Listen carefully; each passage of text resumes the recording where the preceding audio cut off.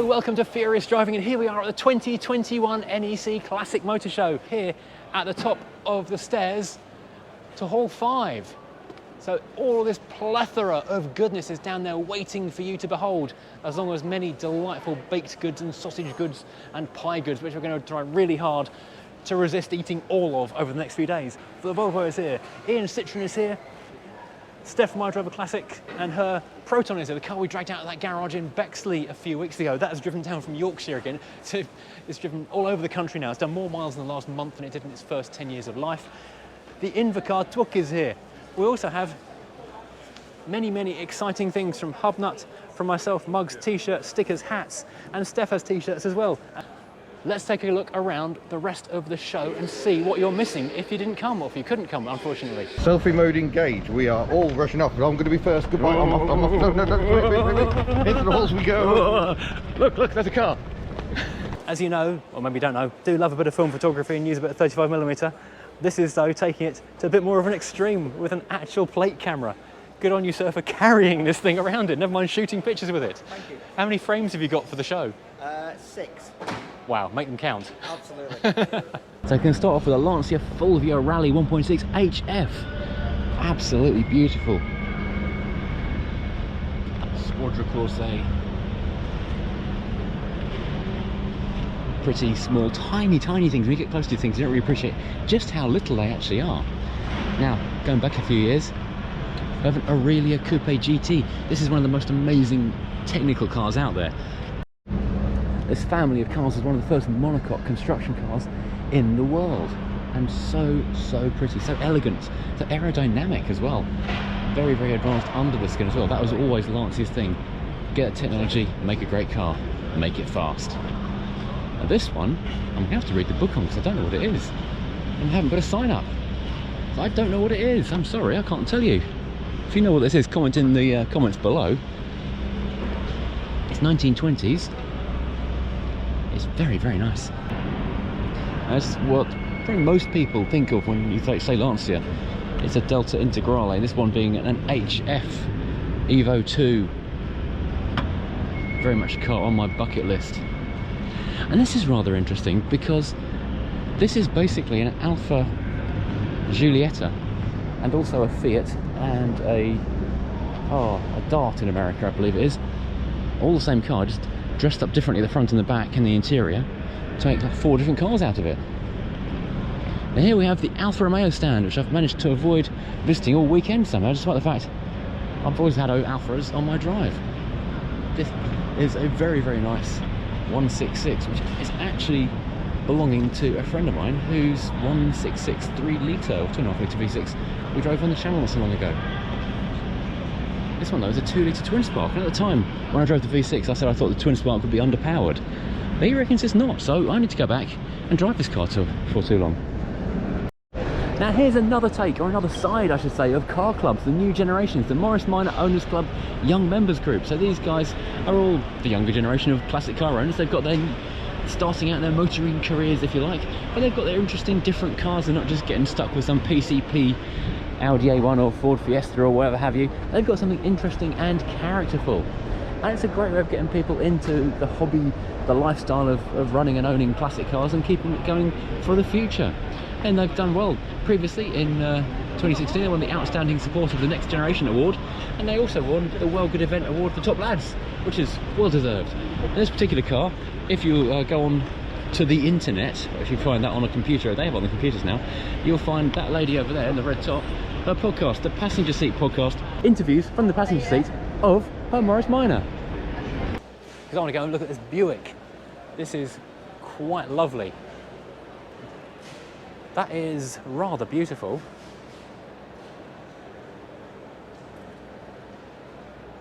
Very pretty indeed. I do like that era of American car. This is a project, very much a project, that didn't drive in on its own steam.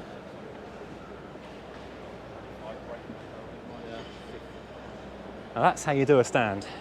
That's comfy. Now this thing, this I followed in from the car park. I couldn't believe it when I saw what I was looking at. Someone took a Bentley, turned it into a pickup truck. Can I catch up on that one? This is DCC Customs. I think this is absolutely gorgeous. Do you know what? If I had a Bentley, I might do the same. And if I was good with an angle grinder. Oh, we've got the Practical Classics workshop. There'll be things happening all weekend, or there were things happening all weekend if you're watching this after the event. I'll have a proper look around the modern classic executive car group stand now. This rather lovely Jag pride of place just here, looking very good indeed. Big executive cars fall out of favour quite quickly because they stop being flashy and expensive and valuable and become quite cheap, but they're still fantastic cars. This club is dedicated to enjoying those. This is Chris Pollett from Not Too Grand's Rover 800, which has caused him no end of hassle over the years, particularly with the pizza place next door keep dropping stuff on it. It looks really, really nice now though. It's lots of work gone into this car. Massively improved over the years. It's very nice Honda Legend, which we'll be revisiting in full at a later date because I like this a lot.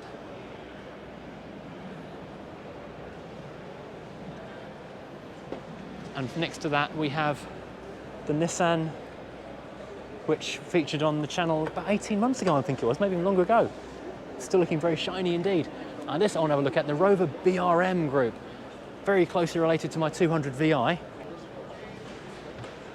The big difference, apart from the differential on these between my VI, is this fabulous interior. Look at this leather. Too many of these cars were broken just because the interior is fabulous. But I've got the same 1.8 VVC twin cam engine, but they've got a limited slip diff, which I haven't. Oh, Classic Car Weekly write up on these things from a couple of years ago. Don't these things look good? This is where the VI falls down. It's not got the stuff that makes it look special on the outside. And this is what I'm hoping doesn't happen to my car, which becomes a coffee table. We're a bit of a fast run through at the moment because I'm trying to get around before the show opens, but it's really quiet still. Rover Coupe Club. I did see some friends from the Coupe Club yesterday during setup. We've got a full race spec one here today, and we've got a very, very nice, hello, very, very nice Tahiti blue one. This is what mine would look like if I changed the wheels and got it repainted. This is also a turbo one, so this one's also better than mine. I'm not feeling bitter at all. These are fantastic cars, astonishingly rare now. There's only like a couple of hundred of these left on the road. They weren't huge sellers initially because they were quite expensive and there's lots of rivals for them, but they are very much becoming an appreciated classic. Something that is absolutely an appreciated classic. The big old Rovers of yesteryear. This is the Rover Sports Register with P5B Coupe. That's the one I would love to have. Here we have 1947 14 Saloon. Oh, these are so elegant. And the gearboxes on these are just the best manual gearbox you've ever appreciated in your life. 216 GTI is this one? Yes, it is. Yeah, the three-door R8s are becoming quite rare now. Very nice cars as well. And of course a P6. Hi. Sorry. P6 V8. Hey Mark. Hi. Oh, sorry. Sorry. Very, very nice one. This is a 1975 V8. So if you've brought your wallet with you to the show, or brought your wallet, there is anything you can imagine for cars. We've got old bits of metal pressings, bits of cars' exhausts, interiors, brakes, models, clothes, you name it, it's here. If you've got a bit you need for a project, this is the place to come. The show isn't even open yet, and other stand exhibitors are already picking through for the good stuff. The one thing I'm guaranteeing I won't find though is the A-post trim for my Volvo, which I think I'm going to have to go to Sweden for. If anyone has got A-post trim for a Volvo 740 or C-post trim for a 740 Saloon, then please give me a shout. You need a seat, bits of wood, you name it. Oh, I do like these light-up stand things. That's not going to be cheap, but I would love that in the garage. Any of that would look good. Oh. So, that'd be awesome.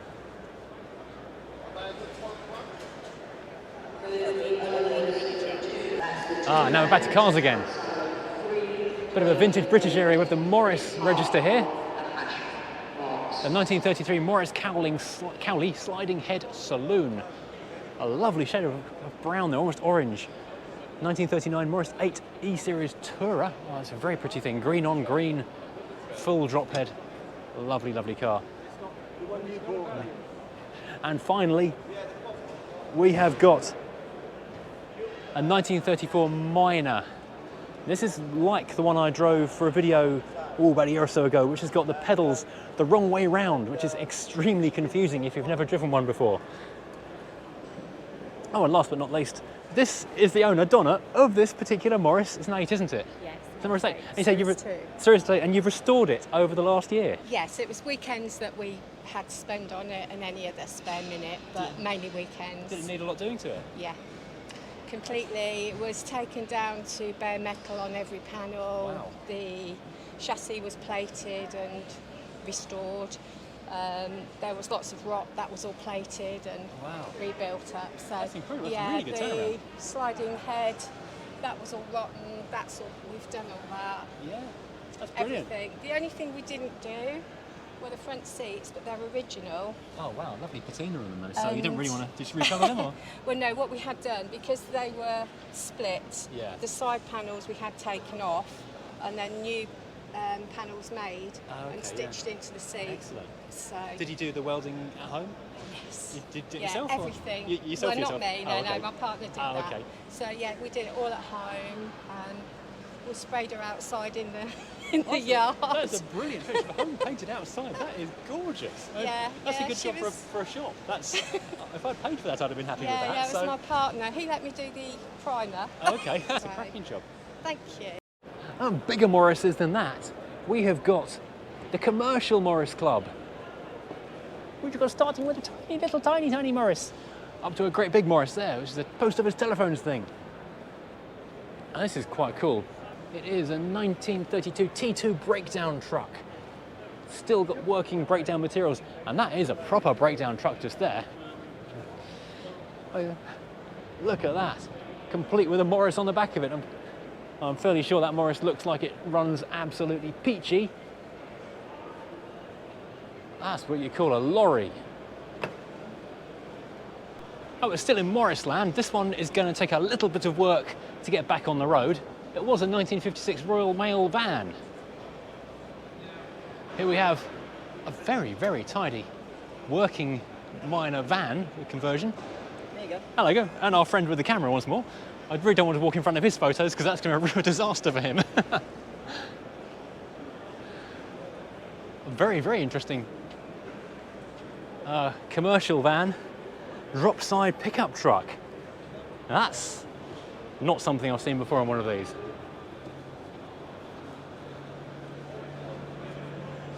This would be a fun thing to own.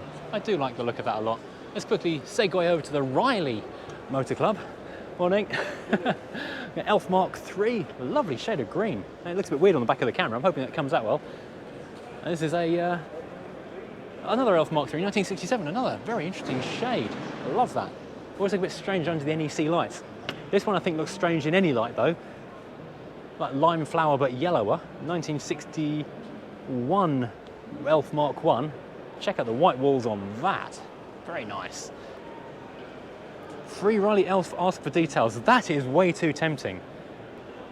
I'm trying very hard not to ask for details of a free Riley Elf. I'm now walking into the Riley Elf stand. I'm now about to ask a man about a free Riley Elf. I said I wouldn't do that.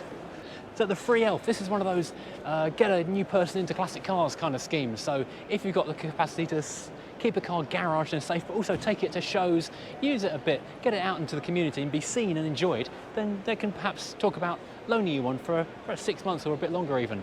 So it's a great way of getting into the feeling of classic ownership without the commitment of actually owning the thing, and getting the cars that maybe aren't being used actually on the road and being used as well. So great for everyone. Now, switching over here, we've got a beautiful Woolsey. I'm going to say it very pronouncedly because I'll get told off for rushing that word. This thing is absolutely fantastic. Look at just the deep black of it, that gorgeous grille, those big headlamps. I don't even know what this is. It's a 1934 Hornet Special 14 HP Eustace Watkins Daytona 4-seater, which trips off the tongue. That is just fantastic. That big straight grille, it looks like an ERA or something. Oh, fantastic. I want to see what the dashboard looks like. Oh, I'd be happy with this. I could take that home. Slightly more modern, 1956 through 1958 Wolseley 1550. Very pretty little car. Correct me if I'm wrong, but I believe there's some MG magnet in there as well. in its DNA. Lovely, lovely cars. And here we have a Woolsey 1500 Mark 1. 57 through to 1960. You can see how they're kind of streamlining the styling, going a bit more modern with the whole look of it. And finally, going a bit more old school again. A Woolsey 2160 County, 1932 to 1936. What a monster. This is a proper luxury car for the rich gentleman about town, which has the illuminated Wolseley badge. These are previously enamel before that. But look at the size of those headlamps. That's just vast. Wouldn't something like that make a great room light if you're being interior designing and stuff? Now, before I rush back to my stand for the show to open, because right now it's just up on 10 o'clock on the first day of the show, we have the Jowett. Jowett is a really interesting Yorkshire brand. So this is a 1948 Jowett utility. This is how it left the factory. It's still in the same family ownership from new. Incredible. Now this is one everyone knows Jowett's for. This is the Javelin.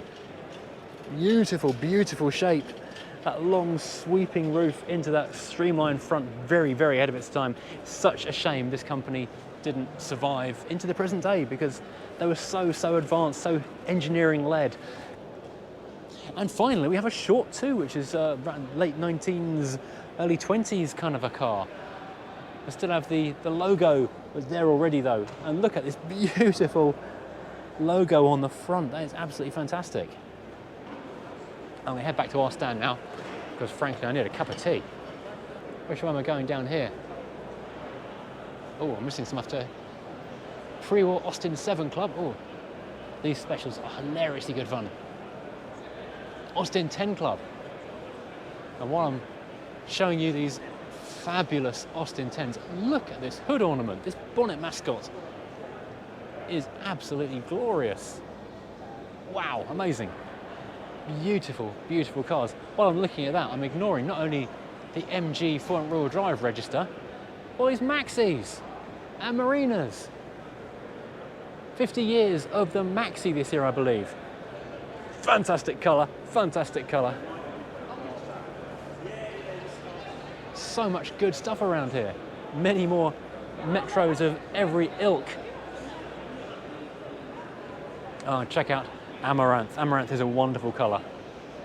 Let's spin back over here. There's Montegos and Maestros over there. Sorry, Montegos and Maestros, I'm not ignoring you.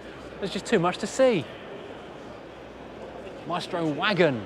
Very, very practical cars. Very useful indeed. Look how far it goes inside there. Loads of room. If you need a practical, everyday classic for doing moving stuff around, you cannot go wrong with one of these.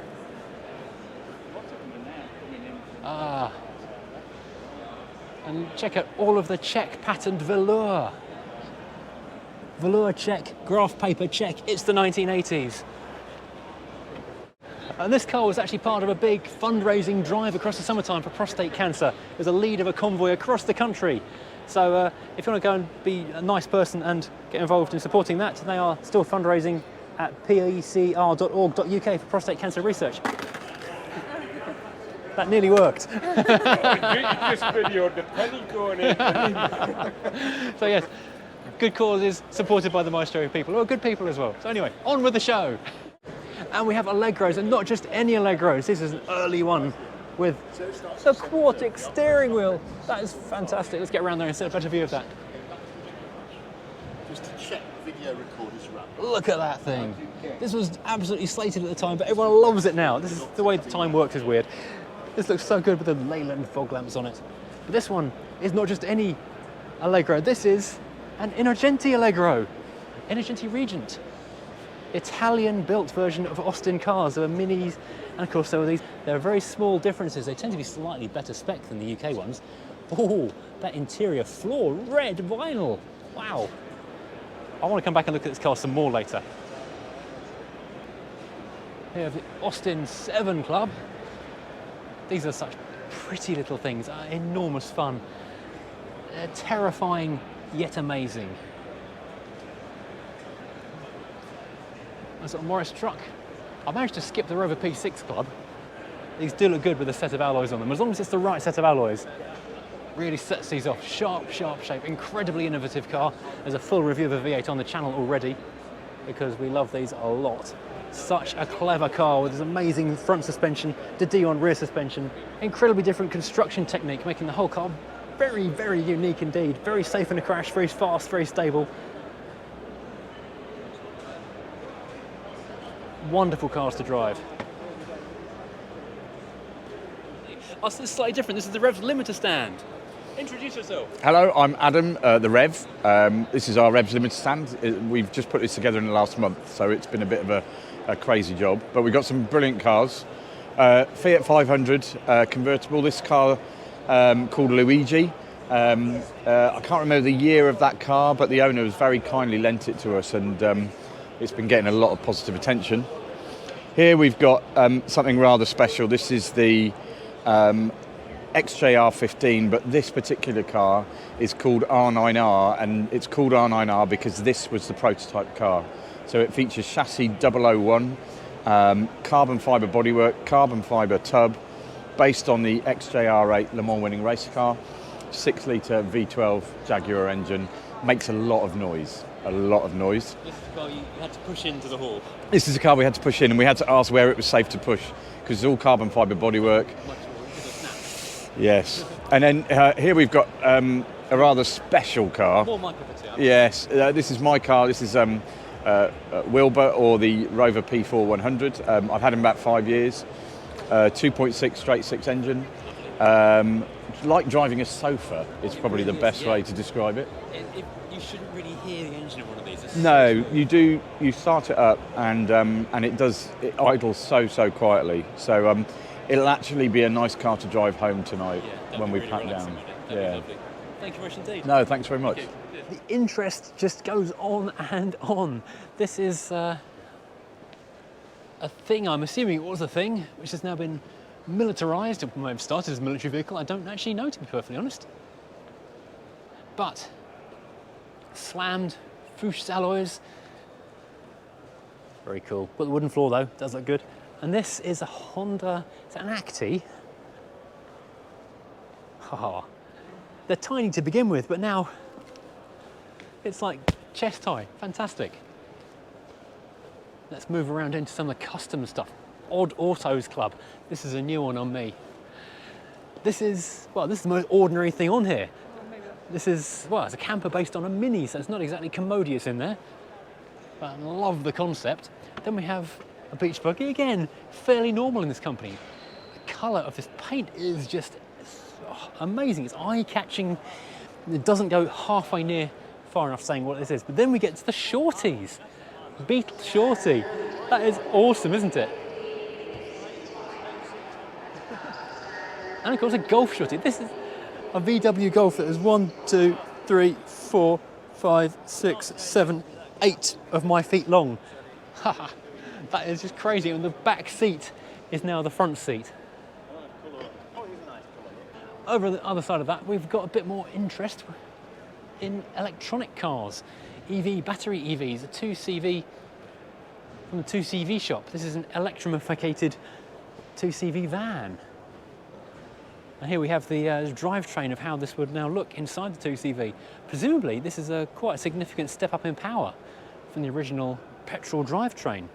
Now, some people aren't going to like this because you're not going to get the same character as you would from the petrol, but then you're going to get better economy, obviously, and it's all going to be future-proofed. You drive this into central London if you wanted to. It is, of course, still a 2CV on the inside. Now, there's no one here to ask whether these are Porsche Speedsters are genuine Porsche 356 Speedsters, or if these are Chesil or some other brand of recreation. These are. It does look fantastic in the bare metal. Of course, it also looks very nice in paint. Now, moving through the Talbots. Oh, these always look great. The Lotus Talbots are always looking good, but then you quintuple the number of, or quadruple the number of spotlights, flare out the arches, and that is very, very cool indeed. Stig Blomqvist. Now that's a name with some pedigree. Rally fans of the 80s will be loving that. You know, Gilburn's, Wales' only car manufacturer that I'm aware of. So we've got the it's a 1971 Invader Mark II, is that? This is a Gilburn GT, slightly soft aligned car. And over here, some slightly more modern alloys on this particular one. Mark III, 1973 Invader. These are a lot of fun. They have a slightly kind of basic build look that these low volume cars tend to have, but these have got a great chassis, so they're enormous fun to drive. And moving on here, we've got the Skoda Club. It says drive electric on it. It's another, this is interesting, the increase in electric classics. Is this something we're going to be seeing a lot more of in the future? I imagine it will be. So we have this Skoda, which I'm going to admit I don't know the model name of this one. There's no one here to ask, it's after closing time. And this rather lovely convertible. Check that out, this is a factory. I think I know this car. I believe this is a factory convertible, and I believe the owners have actually got two of them.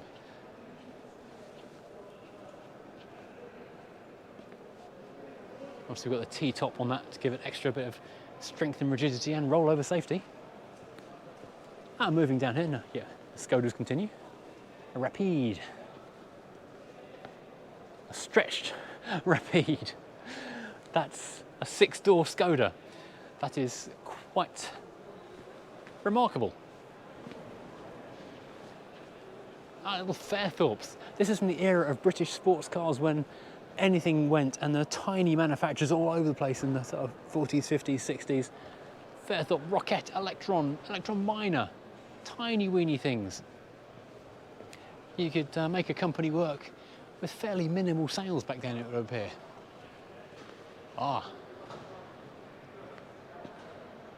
This is not a Fiat, it's a Polski Fiat Coupe. That is quite the roof job. Check this bad boy out. Very cool indeed. A 125P Coupe. But it wasn't a coupe when it started life. It was built for a Polish TV show, and over 11 weeks they turned it from a 4-door to a 2-door. They roof chopped it and turned it into this coupe shape, making it, I think it's pillarless as well if you wind the windows down, or frameless becomes pillarless. But this is quite something. Following the Eastern European Russian idea of following American design back in the 50s and so into the 60s, always a few years behind. This is a Polski Fiat 223. I've never seen one of these before. This is the great thing about this show. Stuff turns up that you are completely unaware of until today. Moving up here, something we do recognise. I don't know which club this is. This is a 63, this Console Capri GT is 1963. Another Austin, a big Austin this time. Austin Ascot, Austin New Ascot in fact. This car is from 1938, a light 12.4. Remember Gumdrop, there's the book, that was a Austin Clifton heavy 12.4, that's a light 12.4. Little A35, fantastic 3-door Range Rover. These are the purest of the designs of the Range Rover. Absolutely love these. The floating roof design was quite innovative when it came out. Copied by many things ever since then. Let's move around here. See what else we've got in here to poke around at. We've got a big Morris 6, a Morris Minor. This is the West Midlands Classic Car Club. And a P4. And they don't get much different from each other just here. Morris 4 into a Cadillac lowrider. Quite the difference. Next to a Mini, again, massively different. I can't ignore, though, this nice brown Mini. Would normally stop on that, but until you see this thing. This is one of those what the what moments. A genuine Hot Wheels car brought to life. Engine's in the wrong end. Yep, it's a monster. That is quite interesting. I think it's a Rover V8, isn't it? The modifying engine of choice for so many years in this country. Now here we have Toyotas. An early Celica GT. pretty, pretty cars. That front end is lovely. 1972 Celica 1600 GT Flatlight, Japanese import. Oh, I didn't know that. The Latin translation of the word Celica means heavenly. Every day to school day. Actually, wolf races work quite well on that, don't they? And the brown. Oh, this is cool. Police Volvo. I wonder if that already was a police Volvo. I think it might have been, actually. All the equipment's with it still, and the hats. A V70 T5 Police Car from 2002. This car started service with Leicestershire Constabulary in July 2002. It was a traffic unit. Who knew? Ah, the old Saint car, the P1800.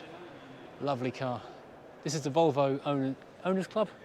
Sub-Owners Club. Okay, you're in the wrong place. Backing onto the Volvo Club, which is just over there. So there's a few cars under covers, because as I say, it is a bit late now. Triumphs with a wonderful waterfall grills. This is kind of Art Deco moving into the 1940s. Beautiful, beautiful things. And the hood ornaments, the bonnet ornaments and these things are different on every car. This one's got the flying winged lady. This one has the slightly different kind of pose, diving pose, but the same waterfall on the front. Very elegant, very grand cars. That's a 1938 Dolomite. It's a Triumph Gloria. Moving around, standard 14, standard car, standard 14, standard 8, standard 10 Companion, which is a little estate car. Isn't that cute? A bit like a Hillman Husky, but from standard. This one's a bit more of a serious estate car with the barn doors on the back. But there's no label. Or it's a Vanguard of some kind. Standard Vanguard. It's got a very heavily American influenced design just there, but far, far shrunk down into some slightly newer Triumphs. These are the Dolomites, which are more recognisable to people born in the later half of the 20th century. Dolly Sprint, what a cracking colour as well. This is, if there's a car on the stand I'll be taking home right now, this would be it. A bright yellow Dolly Sprint. Absolutely cracking. And this one has a Saab EcoPower turbo in it. This thing must fly. That'd be fun to take out for a drive one day. Now, NSRA, this is exciting, fun stuff. National Street Rod Association. So we've got the big old Bel Air. Got the 34 Ford, or Model A. Kind of hard to tell once all the bits have been taken off and chopped. A 40 Ford. Oh, this is pure, definitely a Model A. 1950 Matford Woody. Ah! This car I actually have taken photos of for Custom Car magazine a couple of years ago. This is a very rare example of a wood-bodied conversion which has been turned into a hot rod. Lovely, lovely car. The craftsmanship on this thing is absolutely spectacular. Check out that interior as well. Beautiful, beautiful car. Lovely stuff. Now moving into more Americans, really. Pure muscle car, peak muscle cars. A Plymouth Satellite Sebring Plus, no less. Check out those tail ends. The different design treatments for very similar cars. What makes American cars so exciting and interesting from this era.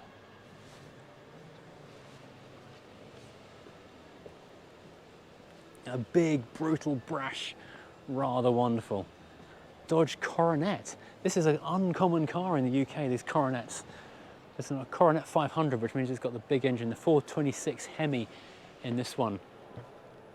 And finally, almost mundane in this company, a Charger RT. This is the Bullet car. Obviously it's in Frank Bullett's green colour rather than black from the film. London taxis. A taxi club, perhaps. Most of the Austins going back all the way.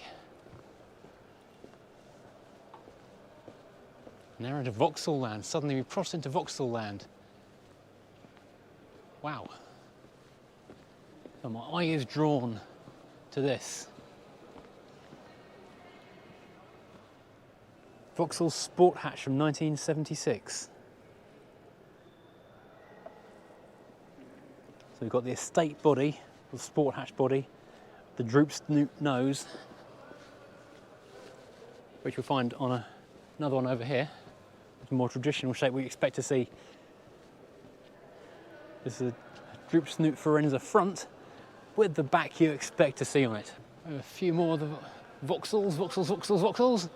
Viva GL. I don't know, Lotus Carlton by any chance? I think it might be. Autobahn Stormers Club, so yes. Yes, Lotus Carlton. Those big wheels, those fat arches, they give it away. These are quite spectacular cars. It was a supercar killer in its day. Opel Commodore. I've been in the show for 8 hours and my brain is stopping working right now. The new 1987 Cavalier convertible. I seem to remember a story about Vauxhall recalling these because of some sort of slightly dodgy rust issue, and there's hardly any of these left anymore. I'm not sure how true that is, but I know you virtually never see a Cavalier convertible. I remember going for a ride in one back in the end of the 1980s. A friend's dad's friend owned one, and we went for a ride in it. We thought it was the coolest thing ever. But yeah, haven't seen one in many years. Cavalier Commander, one of the many special editions they used to put out back in the day to shift a few units. So the Mark II Cavalier really was a high point for Vauxhall. They were excellent cars, they were great to drive. The Mark III just improved it a bit, but the Mark II really was where it all came together.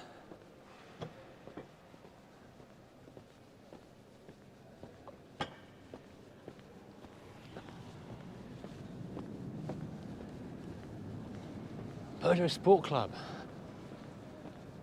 I've been hearing good things about this stand all day, but I've yet to see it. I'm going to stand an Ogle, a 306, which looks like it's probably an XSI from the front. I've always liked these, especially in three-door form, in this colour. Oh, it's a GTI 6, not an XSI, it's even better. If this car was for sale, I would sell a kidney for it right now. These are just wonderful cars, so alive. This is the best car, and little has topped it from Peugeot since. The styling is just so sharp, just so right. You've got the hints of the traditional squinty, angry Peugeot front end, that kind of nice 90s. I don't know, there's something really cool about 90s cars with a bit of body kit on them. The stance is right, the shape is right, the drive is right. Everything is good with these cars. I want one. And moving, oh, sorry, there's a touring car there. That's probably quite important. And then, of course, we've got the Peugeot 309 GTI. Again, a fantastic car, perhaps overshadowed by the 205 GTI, but a lot of people do actually think this is the better car. Again, great looking, that lovely 80s wedginess, bit of Peugeot squint. Moving across, oh my word, I'm going to call it a Fugo, because I like calling it Fugos, it annoys people. Oh, everyone says it's a Fuego. What do you know? Awesome 80s wedgy loveliness. This is a 1982 Fugo GTS. Ay caramba, that's nice. This is a great stand here. We've got a Renault 4 over there, a couple more Renault 4s to look at over here. This is 1974 Renault 12, sorry, I couldn't remember which number I was looking at. It's a 12 TL. That wonderful, weird, droopy-ended Renault design of this period. So very, very, very French indeed. And that great steering wheel on there. Oh, so good. Moving quickly backwards, honourable mention to the Mark I Clio. Such a lovely, clean design. Really great evolution of the 5. Nice car to drive. Really quite well made as well, actually. And of course, the Renault 5. That came from. Again, brilliant car. You know I like a Renault 4. We've done a review of a Renault 4 in here previously.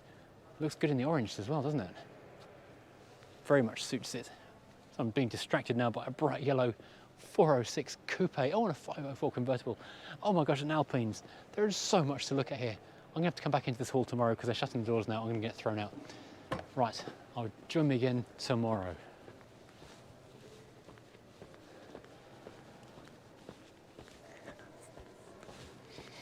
Oh, I'm running past Citroens, amazing Citroens, H-Vans, SM, oh my goodness. How can I be just running past an SM without even looking? And an Alfa Sud, oh my goodness. Too much good stuff. And they're 166. We're going to drive that 166 soon on this channel. Chryslers, oh, Simca Chryslers. Oh, is this the one that won the Festival of the Unexceptional a few years ago? That's a great car, really nicely restored. Running back through, oh my gosh, more Simcas, more Volkswagens, mini Volkswagens. Lancias, I'm going to revisit this in the morning. Oh, jumping back into the Rovers, they've got a 200 and 400 club. A very, very tidy 214 SEI, which looks a bit like the little one we rescued a year or two ago. A bit smarter spec though. And a later Rover 45 Impression spec. Back to more modern stuff now with some 75s, and look at though. And there's always, they go for the impressive colours on the stands. Very late MG 180 ZTT, beautiful. But a lot of people will be preferring the more classic stuff in the form of the SD1s. And that is one of my cars I really would like to own one day. That's a pretty thing. A Rover 110 P4, one of the all-time classics. This is the GCCG. Always has a massive, massive stand. Lovely Alfa 166 with a touring car themed BMW. Oh, check out the Honda S660. This is a car I believe Hubnut drove in a video not that long ago. Wow, I wish I had a chance to drive that one. That looks so much fun. Tiny, but brilliant.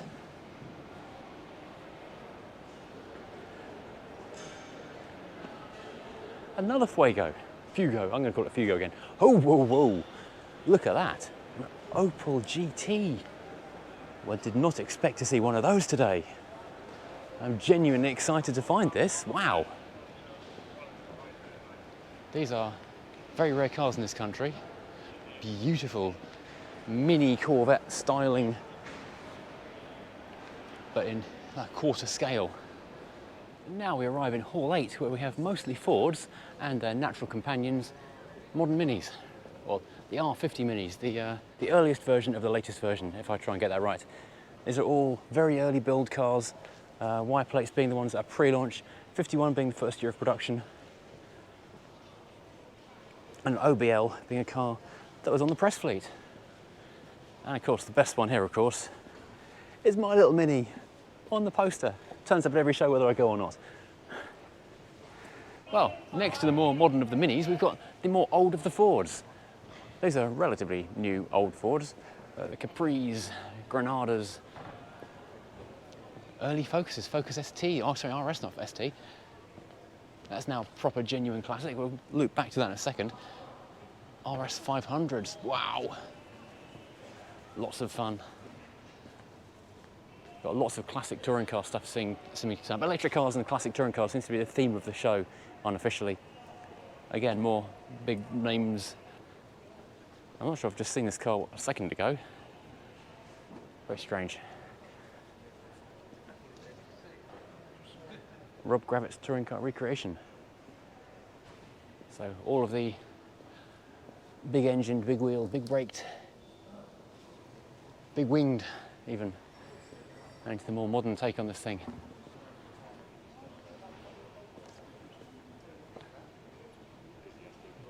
The McRae and Grist Focus RS. Now into the Model A's. It's almost becoming rare to see an unmodified Model A because so many have been chopped into hot rods and things these days. It's quite nice to see unmolested, unmodified cars.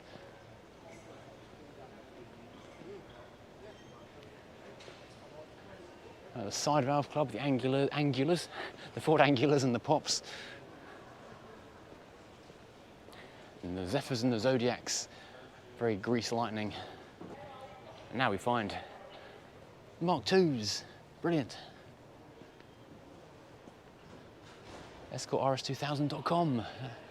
See how clean this one is underneath. The answer is very, very clean. Here we have Cortina Crusader Estate, a Mark V Estate, which is apparently for sale as well. Ooh, quite like that. Again, not going to buy another car today. If you're a fan of the Mark IV and Mark V Cortinas, head over to the AVO Club. Well, you should have done when you were here at the show. Too late now, I expect. But it's beautiful. Apparently, ex-Haynes Ford Mark IV two-door. Have you ever seen one of these? Not a common car at all. S-plates, what's that, 1978, 79? It's been featured in a magazine once before. What a lovely car. Next to it though is a Mark V, completely unrestored Mark V. Original paint, original everything. And my dad had these as company cars, the same wheels on them. Lots of fond memories of there. Ah, so I recognise that sticker in the back window. What a lovely thing. Oh, Ford, not quite velour, Tweedlaw in there. 4-speed gearbox and wooden dashboard. Oh, that's nice. Indeed. But I've just spied exciting stuff. Not only yet another Sierra racing car, oh, Mark II Granada, blue light preservation stuff. Now, Volvo fans will appreciate this 900 series ambulance, which is a rare survivor because most of these will end up on the banger track. So finding one that's been fully preserved with the lights and everything is a rare, rare thing. People love the engines out of these for other projects, and the bodies go on the banger track and demolish everything. These Carmichael 6-wheel things do survive in limited numbers. No one breaks them particularly, but they do rot away. So it's got the original interior from a standard 70s Range Rover, but with all the extra emergency equipment and this huge tailgate, rear end for the water and pumping equipment. And this was from Midlands International Airport by the look of it. A proper fire engine. And they've just very kindly opened the lockers for it so you can see all the emergency equipment. This still is not actually in active service with a fire brigade, but it is used for emergency cover at events and things. So all this equipment in this engine is actually functional and correct. It's got the BA breathing apparatus sets in the back of it. And amazing seeing all the lockers in here so you can pull out all your emergency equipment. Amazing stuff. And that's next to yet another Volvo, an S80. Preserved West Midlands police car. Always interesting seeing the preserved cop cars. They're so much fun with all the equipment that normally gets stripped out so you can't see it anymore after it's been taken apart. Blue lights and everything. Shut up! Onto the Corsairs. That lovely pointy nose car is a Corsair convertible. I did see one of these once upon a time, which had the rear end of another Corsair turned into a mobile barbecue trailer. Great for days out. Now, I'm just going to quickly jump past those exciting Lotus Cortinas and so forth, and look at these terrifying kidnapper child vans. My wife said we need to get a camper van last year. My first thought was this. She was thinking of some kind of pretty Volkswagen. I immediately thought, we need to get one of these. She didn't agree with me. We haven't got either. That's how you go camping.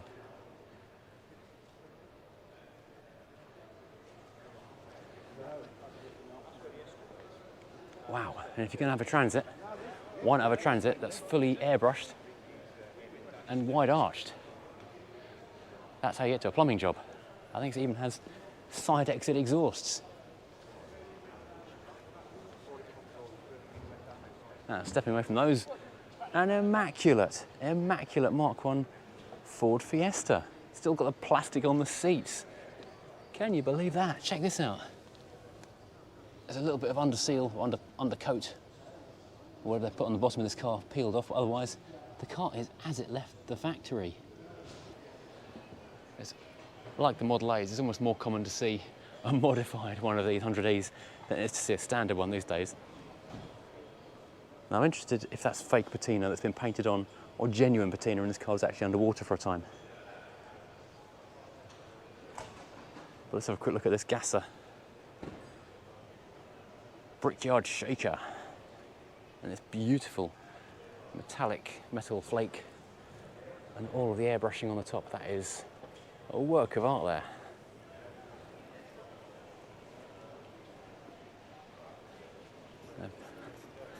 The joy of the car show, the last minute fettling because something's fallen off.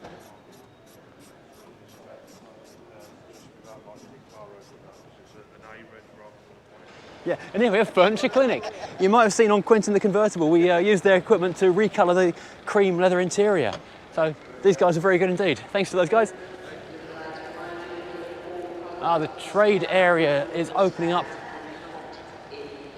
I promised I'd buy my son a toy car. I'm going to rush back and find something later on when they're fully opened. Ooh, many Hot Wheels. I think he'd like a Buick Riviera.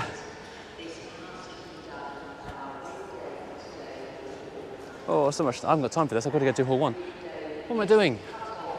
Oh, Power Spark. They do a lot of interesting, fuel pumps and things. So I've got one of those in my Mercedes W123 because the genuine Mercedes one was going to cost hundreds. Their version cost about 40 and worked perfectly. And here we have more early new Minis. This is the O2 S register. This is 2002 when the Cooper S was revealed with the supercharged engine. That's actually a car I probably ought to add to my collection. I love my little red Mini. The one with a bonnet scoop is actually a lot more fun. Now a lot of people will be shouting at their screens or commenting, it's not a real Mini unless it's one of these. I disagree. That's an evolution of this car. These are fantastic, but that is this car for the 21st century. But a Mini 1275 GT in that shade of green would sit happily in my garage though. These are a lot of fun. Imps, oh, I've not seen the Imps for a while actually. How have I managed to not see Imps for so long? Great fun cars. Oh, look at the engine of this thing. That's slanted over 4-cylinder, slung out in the back. Makes for a really, really entertaining handling on this very, very light car.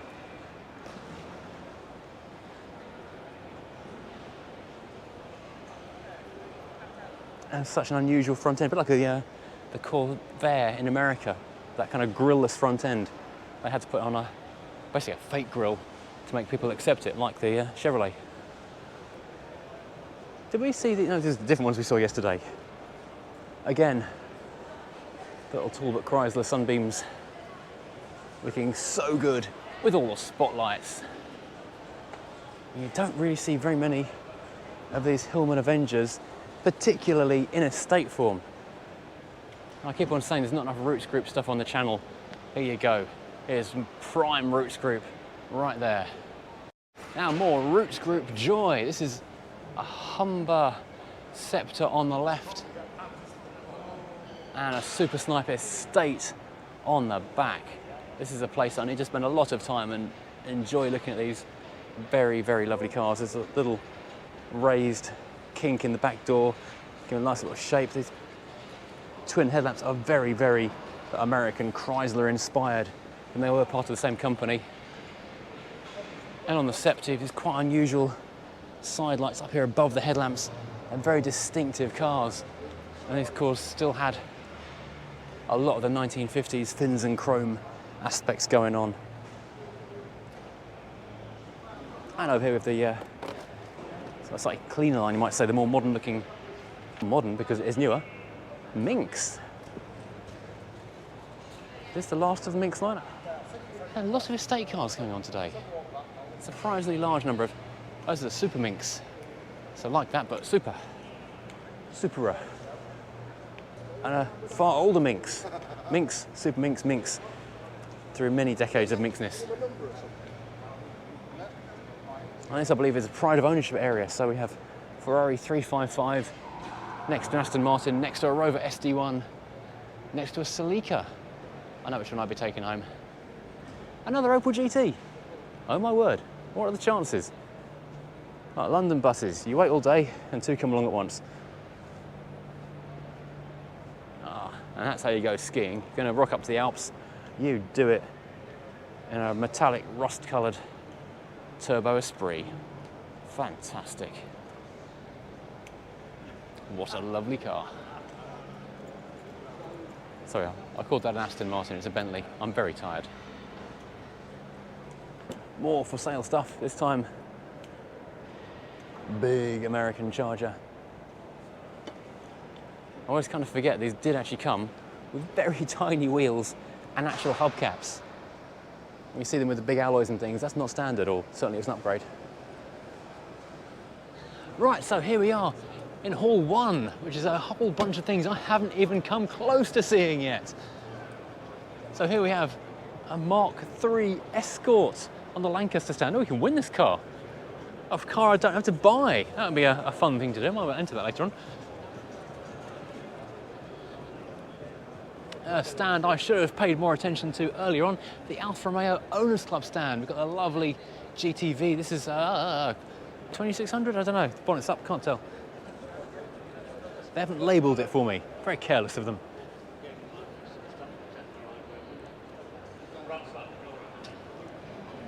A car I would very much like to own, amongst many others. Beautiful 4C. Is this really a classic yet? Definitely a future classic. This is definitely a modern classic. The 156 GTA, yet another car which I'll keep thinking, oh, I need to buy one of those, and then suddenly find they're really expensive, so I can't. There's many, many Cobras here on the other side. This will be the AC Owners Club. And AC did more than Cobras. Here we have a 1925 1224 Royal Roadster. Not a car I've seen previously. Almost a Morris Bullnose style front end on it. This is an AC Greyhound. These are astonishingly expensive and amazingly good to drive. I was lucky enough to drive one of these for a little way a couple of years ago, and I was absolutely blown away how much fun the thing was. So lively. We're jumping across from the ACs over to here to the Ford GTs. All the letters and acronyms. Super lovely, fast Ferrari killers flying around into more expensive stuff. This is the Bentleys Continental GT. Another future classic, you tell me. Or is this too big, too grand, too expensive and too flash to be a real classic? The Mark VI, it's a rather lovely thing. Now if you want to see the inside of a Bentley, this is what one looks like under the skin if you're going back to the early days. Very simple solid chassis here, big engine, big radiator obviously.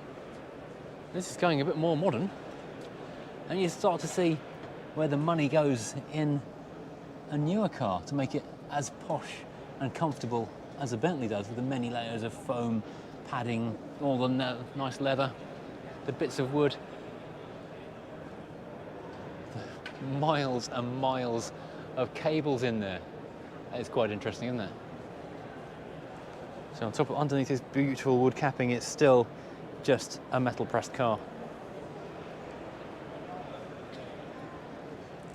This is a Rolls-Royce Silver Shadow 2 from 1977, which I'm guessing must have had something pretty seriously wrong with it to wind up in this state. Again, lots and lots. This is before computery stuff made single cables going to places possible. A little individual wire for every single thing. Do we like Aston Martins? I think we do. Aston Martin V8. A DB6 Volante from 1970. DB6 Volante Mark II, no less. There's a rather interesting set of Bristols there. There's another one showing what it looks like under the skin, one of the more recent ones, because after the factory closed, then there was lots of parts that were saved. Maybe those are some of those parts. Allards. Allards are an interesting beast. Cadillac engined, hand-built bodies. Curiouser and curiouser, as they say. Detroit racing equipment. You can smell the petrol and oil in there. Now, it's such simple looking cars, but the height of style, sophistication, speed, power.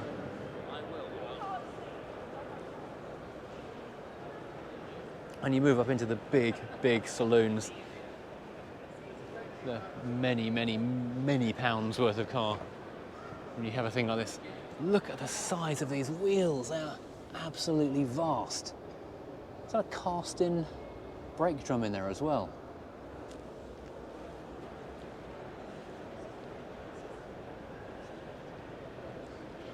And the great thing about the Bugattis is these really are used an awful lot. The people who own these cars don't tuck them away, trailer them to places. They drive them all over the place. They get used, not to death because they're still here, but just used and used and used. Flying around to Tipek, the Porsche Enthusiasts Club. So we've got a flat-nosed 911, the less common, more wide-bodied, more flatter-nosed version of the car. This is a turbo version, a 930 SE no less.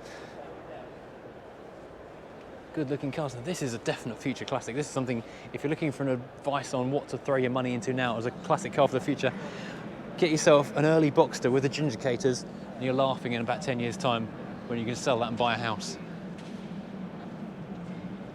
And the 968 is an interesting spin-off at the end of the front wheel drive series of Porsches from the first time around, before the four-wheel drives came out.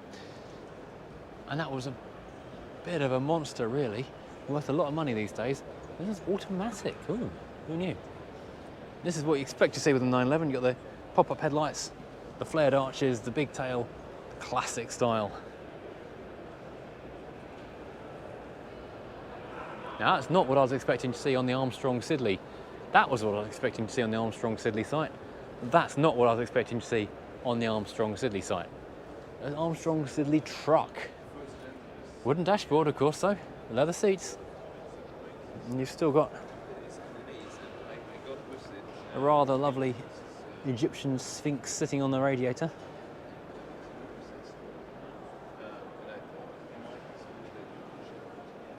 Very elegant cars.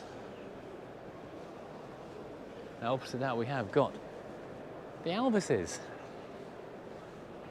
All these long gone British bands. There were so many of these wonderful, lovely car manufacturers building beautiful cars for so long, which have all now seem to have vanished. Well, they don't seem to, they actually have. Just look at the craftsmanship that goes into these things. Just the gloss of the dashboard.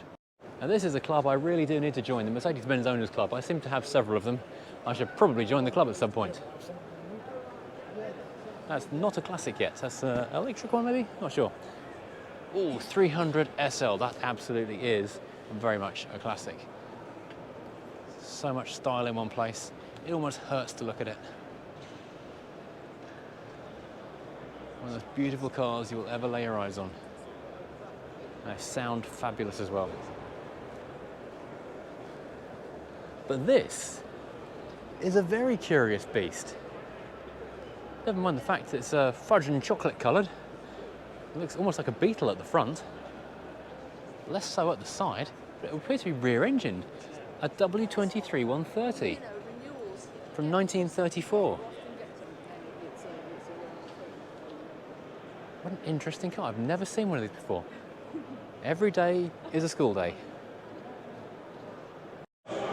Now here we have, if you can hear me over the sound of the auctioneer in the background, one of the shiniest Land Rover Discoveries you have ever seen in your life. I'm told this black example from 1991 took 48 hours to polish to get it ready for the show today. Our car is very much forgotten in many ways. The Brava and Bravo. They're good looking cars, but they weren't the sellers of their rivals from, say, Ford and Vauxhall. But what was really interesting with these is as you got into the 3 and the 5-door models, they had different back ends, different tail lights on both cars, making, I'm sure, finding parts now really difficult. So now we're finally coming to the end of the 2021 NEC Classic Car Show. Well, it has been an exhausting 3 days, but so much fun to see so many people who took the time to come and say hello and shake our, well, bumper fist and give us a grin over the table. And if you bought a hat or a cup or a t-shirt, then thank you very much indeed. That really does help the channel. I think everyone's been desperate to get out and do a show like this finally. And now we've reached the end. We say goodbye with the traditional hoot off.